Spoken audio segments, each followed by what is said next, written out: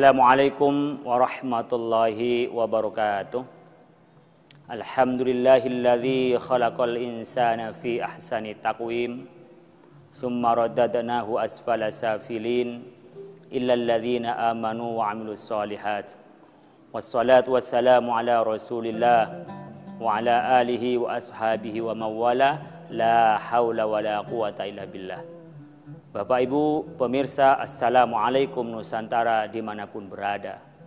Kita ini hidup tidak mungkin melepas dari waktu. Waktu inilah yang paling mahal dalam kehidupan kita, karena tak pernah kita bisa membeli waktu.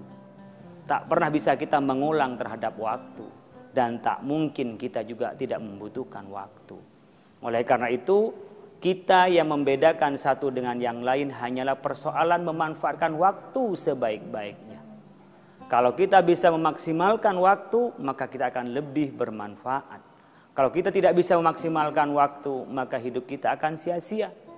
Tak sedikit orang yang baru sadar pada saat umur sudah senja, umur 60 tahun baru ingat tentang keinginan-keinginan yang perlu dicapai dari kebaikan, sementara waktu sudah tidak ada lagi.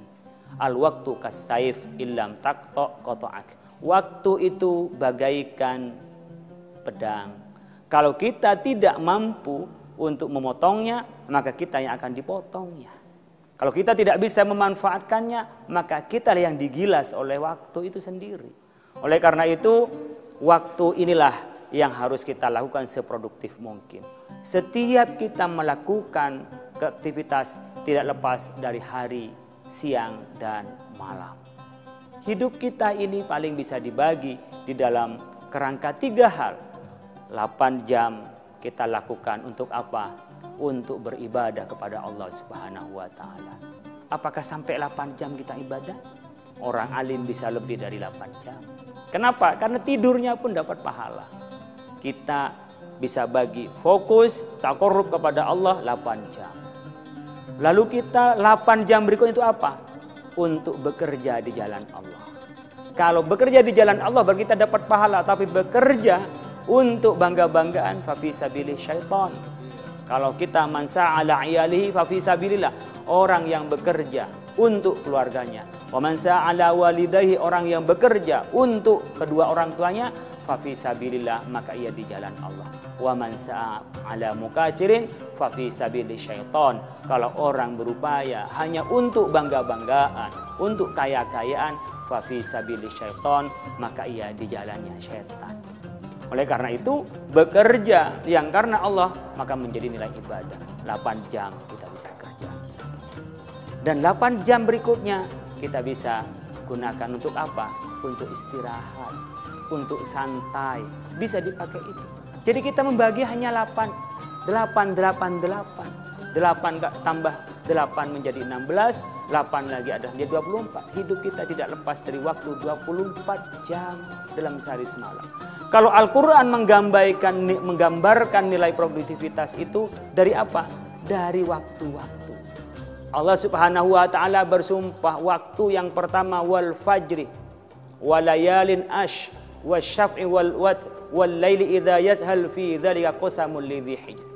Allah yang pertama bersumpah dengan waktu fajar. Mengapa bersumpah dengan waktu fajar? Karena ia menjelang waktu siang.